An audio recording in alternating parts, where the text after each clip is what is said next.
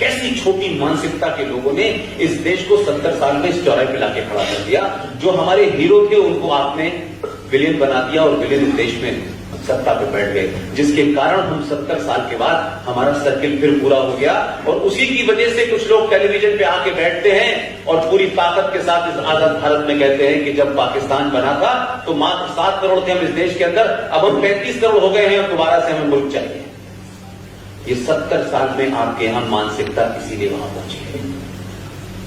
ये ऐसे ही नहीं हो रहा कि जेएनयू के अंदर यथायथ कुछ लोगों को याद आया और उन्होंने कहा कि भारत के टुकड़े होंगे इंशाल्लाह इंशाल्लाह, फिर वो जादवपुर पहुंचता है, फिर वो आसाम पहुंचता है, फिर वो हैदराबाद पहुंचता है और ये वायरस चल रहा है। और जो लोग टुकड़े कर रहे थे वो अब किस पार्टी में है? जो टुकड़े कर रहे थे वो किसके संपर्क में है? ये बात मैं इसलिए नहीं कह रहा कि जिन अंदरूनी खतरों की बात मैं कह रहा हूं कि भारत में इस्लामिक आतंकवाद पूरे चरम पर है, इस्लामिक आतंकवाद को प्रोत्साहित किया जा रहा है, इस्लामिक आतंकवाद को जस्टिफाई किया जा रहा है, और उसको न कहने की वजह से, क्योंकि कुछ लोग आपको डरा देंगे, कुछ गर्दन काट देंगे, तो किसी न किसी की तो गर्दन कटनी है। तो हम जैसे लोगों ने कहा भाई चलो काटनी हो तो हमारी काट देना, हम भी देखें कितनों की गर्दन आपने काटी है। और ये कौन लोग गर्दन काटने की बात करते हैं? जो असली अपने आप को इस्लाम का सबसे बड़ा पैरोकार बताते हैं। और ये वही लोग हैं जिन्होंने प्रॉफिट मोहम्मद साहब की फातिमा की जो उनकी बेटी थी बड़ी, उसके शौहर को फजर की नमाज कहते हैं सुबह 4:30 बजे, सुबह 4:30 बजे जब वो सजदे में थे तो उनकी गर्दन काट दी थी। ये वही लोग हैं जिन्होंने करबला के मैदान में उनके नवासे हुसैन को 3 दिन तक पानी नहीं दिया था और उनके खानदान को पूरा मार दिया था।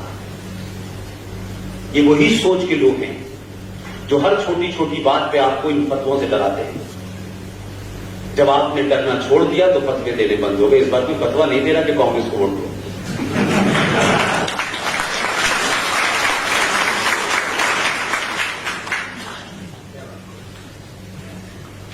इन खतरों के बाद एक खतरा मुझे 1 हफ्ते पहले पता चला। मैं उसको किस नुक्ते नजर से देखता हूं वो मैं आपके सामने रखना चाहता हूं।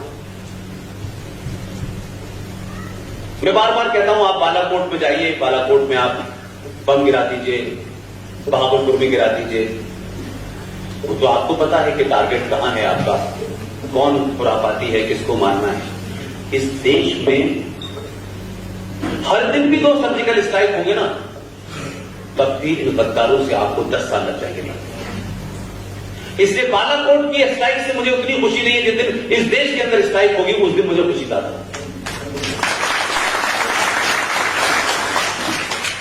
अभी 10 दिन पहले मुझे पता चला कि दुनिया की और देश की सबसे बड़ी पार्टी उसने अपना मैनिफेस्टो जारी किया है। मैं जनरली अपने भाषण में किसी पॉलिटिकल पार्टी का नाम नहीं लेता, ना उस तरीके की पॉलिटिक्स पे मैं कोई छींटा कशी करता, लेकिन मैं बाध्य हूं इस बात को कहने के लिए कि मैं जिस कॉन्स्टिट्यूशन का हवाला देता हूं, जिस लीगल फ्रेटर्निटी का हवाला देता हूं, ये क्या वजह है कि एक आतंकवादी के लिए आप सुबह 6 बजे तक कोर्ट खोलते हैं चंद लोगों के कहने से? क्या वजह है कि एक आपके राज्य के एक आदमी के ऊपर, जो इस समय एक बड़ी पार्टी के अध्यक्ष हैं, इस आरोप को साबित करने के लिए कि ये पार्टी का अध्यक्ष इसमें शामिल है, एक जज की नेचुरल मौत होती है, उसको लोग कहते हैं कि इसके ऊपर दोबारा से इंक्वायरी होनी चाहिए। उस जज का नाम था जस्टिस लोया। याद है कुछ?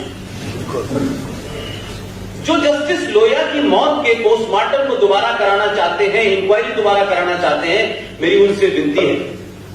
कई बार टेलीविजनों पे आके उन्होंने ये कहा कि जस्टिस लोया के लड़के ने कहा है कि हमें शक है। तो ये जो एक्स्ट्रा ऑर्डिनरी हाइपर सेंसिटिव जो मानवाधिकार की लड़ाई लड़ने वाले लोग हैं, अरे भाई,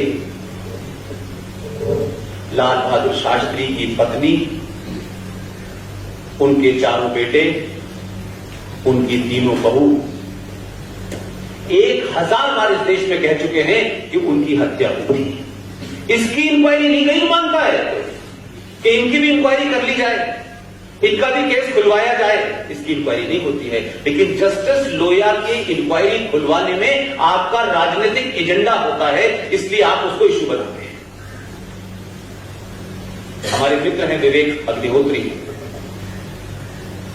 बड़े अच्छे फिल्मकार हैं। 12 तारीख को उन्होंने एक फिल्म बनाई है, रिलीज हो रही है, आप लोग जरूर देखिएगा उसको, ताशकंद फाइल। जितनी मेहनत उन्होंने इस पे की है, और ये भी बता दो वो 10 साल से कर रहे थे, ये सरकार के आने से कोई लेना देना नहीं है। उस फिल्म को देखेंगे आपको तो आप जिन जिन चीजों को शक की निगाह से देखते थे वो तथ्य के साथ है, कागज के साथ है, कुछ भी उसमें फिक्शन नहीं है।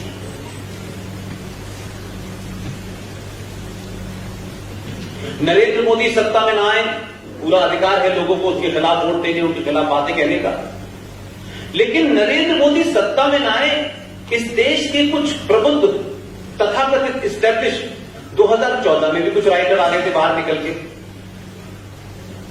कुछ एक्टर, कुछ आर्टिस्ट, ये सब 2014 में उन्होंने बड़े बड़े एडिटोरियल लिखे। कोई कह रहा था आ जाएंगे सत्ता में तो हम देश छोड़ देंगे, लेकिन गए नहीं आज तक भाई, आज तक नहीं।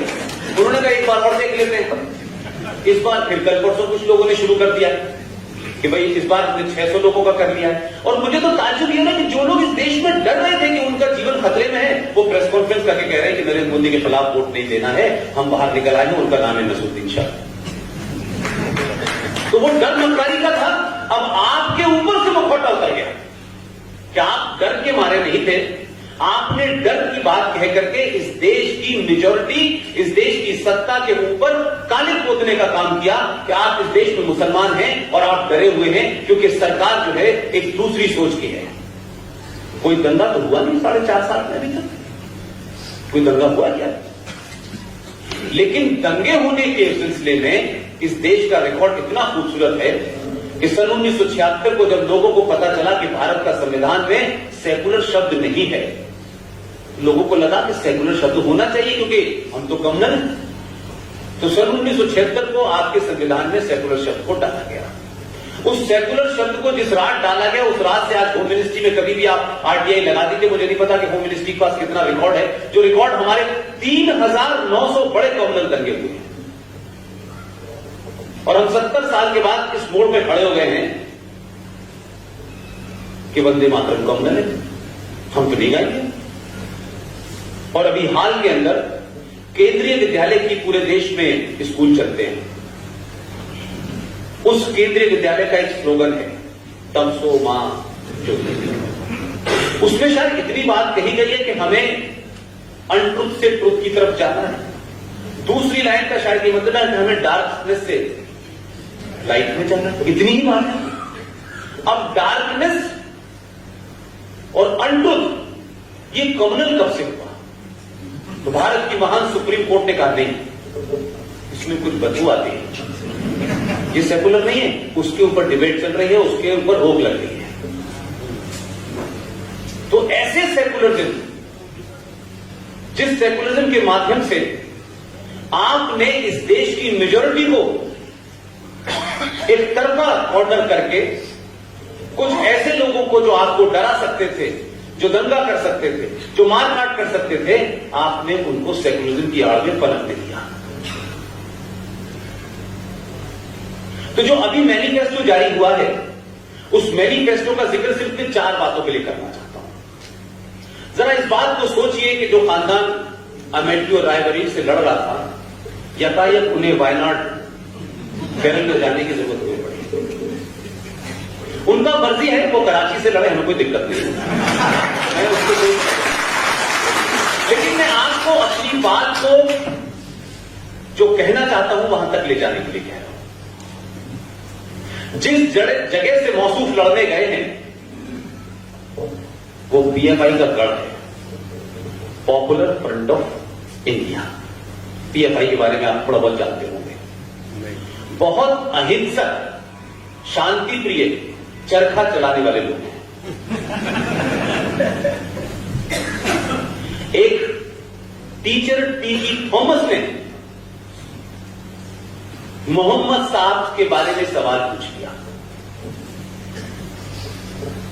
कुछ लोगों को इतना नागवार गुजरा कुछ लोग अल्लाह के इतने मानने वाले थे, उन्होंने एक हफ्ते बाद उस पीजी थॉमस को चौराहे पे खड़ा करके दोनों कंधों से उसके तलवारों से हाथ काट दिए। ये घटना हमने सुनी, देखी, बात खत्म हो गई, क्योंकि भाई वो तो सेकुलर लोग हैं, वो ये कर सकते हैं, तो उनको तो इस बात की इजाजत है। इससे आगे क्या हुआ कि उनकी पत्नी उनको उस कॉलेज से निकाल दिया गया,